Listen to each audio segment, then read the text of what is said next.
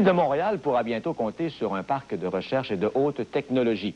Technoparc Montréal Métropolitain, dont le principal promoteur est le Centre d'initiative technologique de Montréal, se veut un modèle de coopération, d'une part entre l'entreprise privée et d'autre part les universités.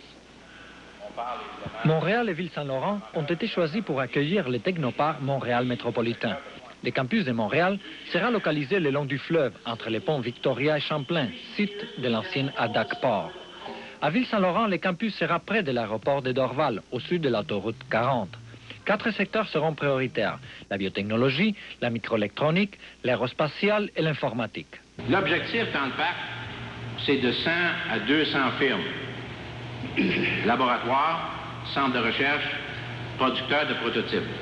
Cette initiative est le résultat de la concertation entre les entreprises privées, les gouvernements fédéral et provincial et les universités.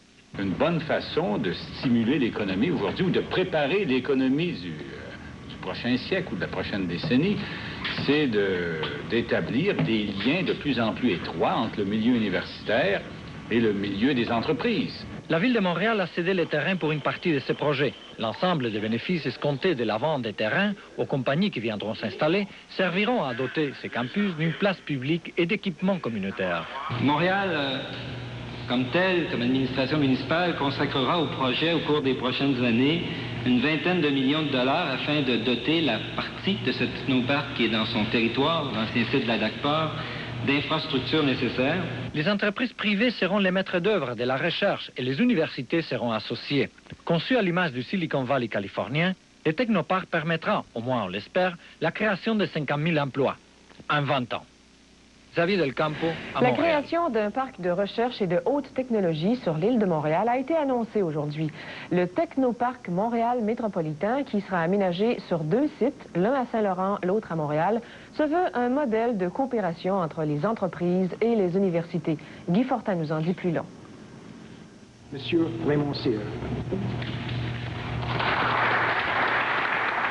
Raymond Cyr, président du conseil d'administration du Centre d'initiative technologique de Montréal et président des entreprises Bell Canada, était particulièrement fier d'annoncer officiellement la création du Technoparc Montréal Métropolitain. Ce technoparc, que l'on voit déjà comme une sorte de Silicon Valley, sera aménagé sur 2 sites.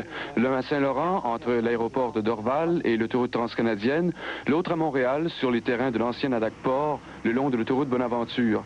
Selon Raymond Cyr, la possibilité qu'auront les entreprises de choisir l'un ou l'autre site n'aura au bout du compte que des effets positifs pour attirer les investisseurs. Quant à nous, je pense qu'on peut facilement faire la promotion des 2 campus, étant donné justement les caractéristiques très particulières de chacun des 2 sites. Les universités joueront un rôle de premier plan dans le développement du technoparc, car elles pourront y aménager des centres de recherche, ce qui contribuera à former et à attirer les chercheurs dont l'industrie a besoin. Bref, un effort considérable de concertation pour attirer les industries de haute technologie et qui, prévoit-on, créera sur 20 ans 50 000 emplois permanents. On voit quand même que ce sont là des moyens qui permettent de relever le défi économique des prochaines années et de le relever d'une façon particulièrement positive et compétente. L'établissement du technoparc coûtera 65 millions au cours des 20 prochaines années, mais on espère ainsi créer un véritable levier économique. Guy Fortin. Bon midi, mesdames, messieurs. En commençant, une bonne nouvelle économique. Un investissement de 41 millions de dollars dans le technoparc de Saint-Laurent qui accueille 3 nouvelles entreprises. Martin Robert est à Saint-Laurent. Martin, tout d'abord, est-ce que cet investissement crée des emplois? Oui, enfin, bonne nouvelle. On parle de 120 emplois, des emplois hautement spécialisés, des scientifiques. C'est donc 41 millions de dollars qui seront investis ici, à Saint-Laurent. Des investissements qui proviennent d'ailleurs, hein, donc pas du Québec, mais bien de l'Ontario et des États-Unis. C'est donc 3 compagnies. Une compagnie qui s'appelle Neurochem, qui a son siège social à Kingston et qui va le déménager à Montréal. Donc, c'est 14 millions d'investissements. Une compagnie qui, donc, fait des recherches pour combattre l'Alzheimer et le diabète. Il y a aussi la compagnie, la société PDI de l'Ontario qui va investir à 18,5 millions de dollars.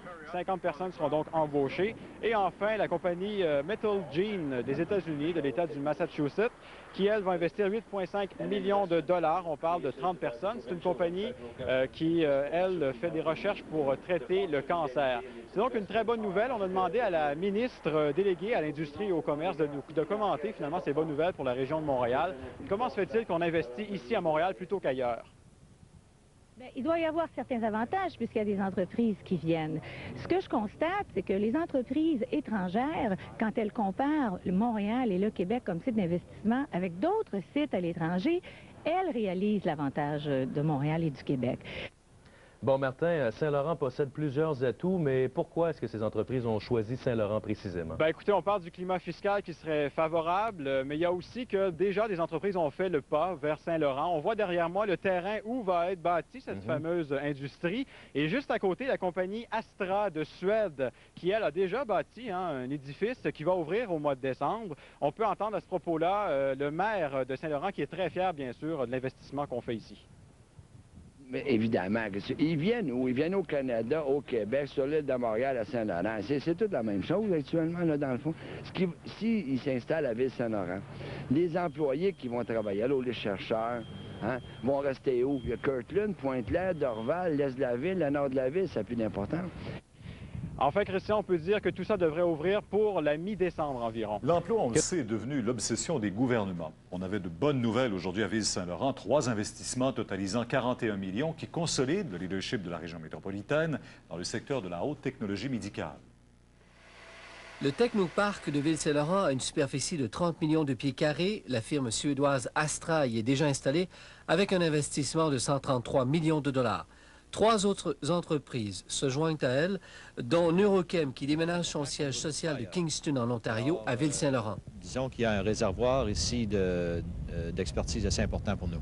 Methylgene, filiale canadienne de Hybridon, en banlieue de Boston, construit au coût de 8,5 millions de dollars un laboratoire de recherche et estime qu'il y aura de plus en plus d'investissements américains à Montréal, indépendamment de la langue. It's coming more and more.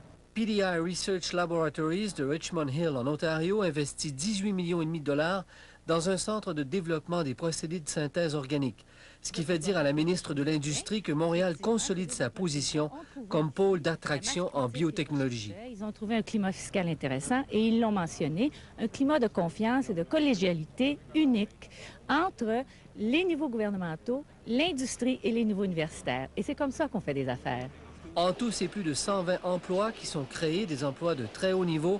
13 000 Québécois travaillent dans le domaine des biotechnologies au Québec. Charles Faribault, TVA, Ville-Saint-Laurent. One of the good news stories of the last year or so is the comeback for the economy in Montreal after years of apparent stagnation. And one place this is really obvious is in Ville-Saint-Laurent, the home to Quebec's largest industrial park, they say. Tonight, in Focus, Jerry Barra reports on Technopark, where the action is.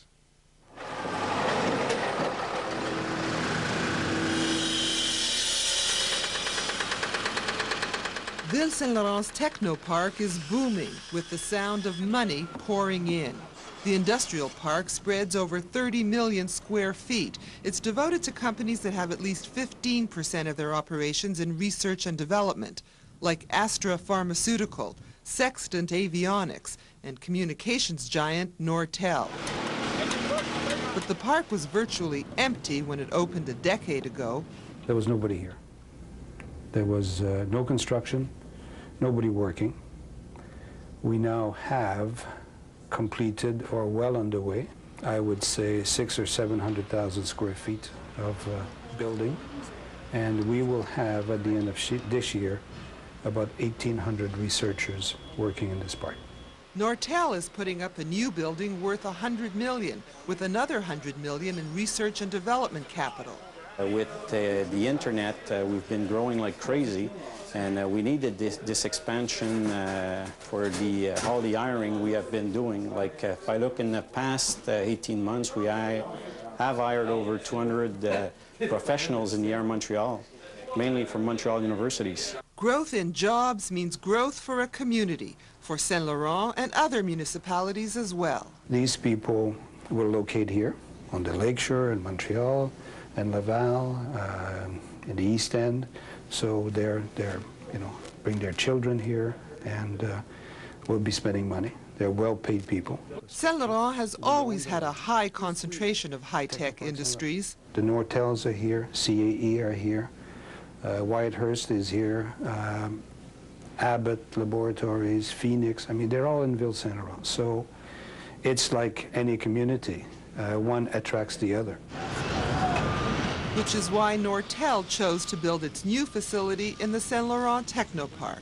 Just for the proximity we'll have with our main manufacturing site.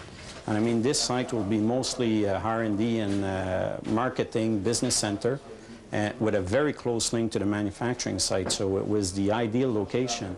After years of lying vacant, the land is now sprouting bricks and mortar, and this upswing in construction may be just the beginning. We are planning a phase 2 to this project if we still see that growth. So this is still on paper right now. As soon as the growth is there, we will probably go ahead with phase 2.